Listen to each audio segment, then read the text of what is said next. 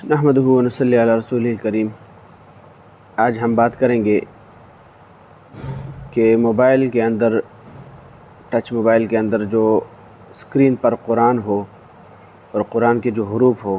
اس کو بغیر وضو کے ہاتھ لگانے کا کیا حکم ہے۔ تو یہ بات یاد رہے کہ قرآن کریم کا ادب اللہ تعالیٰ نے اس کے بارے میں خود ارشاد فرمایا ہے کہ اس کا ادب کرنا ضروری ہے۔ لا یمسہ الا المطہرون، یعنی پاکیزہ لوگوں کے علاوہ اس کو کوئی دوسرا جو ناپاک ہو وہ اس کو چھو نہیں سکتا، یعنی اس کو ہاتھ نہیں لگا سکتا۔ تو اسی ادب کا لحاظ رکھتے ہوئے قرآن کریم کو بغیر وضو، اسی طرح جنبی حالت میں یا اسی طرح ناپاکی کی حالت میں، چاہے وہ ناپاکی حکمی ہو یا حقیقی ہو، ظاہری ہو یا باطنی ہو، تو ان سب صورتوں میں قرآن کو ہاتھ لگانا، قرآن کے مصحف کو ہاتھ لگانا جائز نہیں ہے۔ بعض فقہاء نے اس صورت کا استثناء کیا ہے کہ اگر کوئی انسان قرآنی آیات بغیر وضو کے لکھتا ہے اور اس کو پھر قرآن کریم میں شامل کرتا ہے، تو پھر ایسی صورت میں اس کے لیے گنجائش ہے، لیکن اس کے لیے بھی یہ حکم فرمایا ہے کہ جہاں پر اس کا ہاتھ لگتا ہو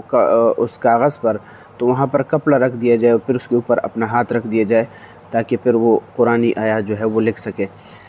تو اب وہ قرآن جو موبائل کے اندر، موبائل کے اسکرین پر نظر آتا ہے، تو وہ تو اصل میں مصحف کے حکم میں نہیں ہے،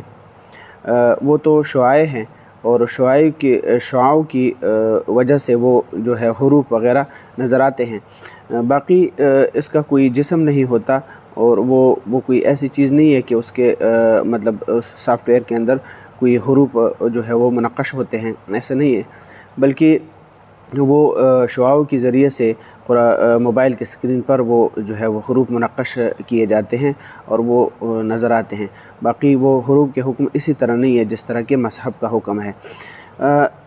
اس کو ہاتھ لگانا بغیر وضو کے گنجائش تو ہے، لیکن اس میں بھی اگر ادب کی جو ہے رعایت رکھتے ہوئے اور ادب کا لحاظ کرتے ہوئے اس میں بھی بغیر وضو کے کوئی اس کو ہاتھ نہیں لگاتا، تو یہ بہتر ہے اور افضل ہے۔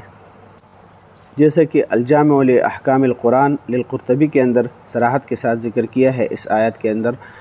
لا یمسہ الا المطہرون، اس کی تشریح کے اندر علامہ قرطبی رحمۃ اللہ علیہ نے صراحت کے ساتھ ذکر کیا ہے، جلد نمبر 9 صفحہ نمبر 200۔ اسی طرح معجم الکبیر کے اندر بھی حکیم ابن حزام رضی اللہ عنہ کی روایت ہے، جب ان کو نبی علیہ الصلوۃ والسلام نے بھیجا تھا تو ان کو فرمایا تھا کہ لا تمس القرآن الا وانت طاہر، جلد نمبر 3 صفحہ نمبر 200۔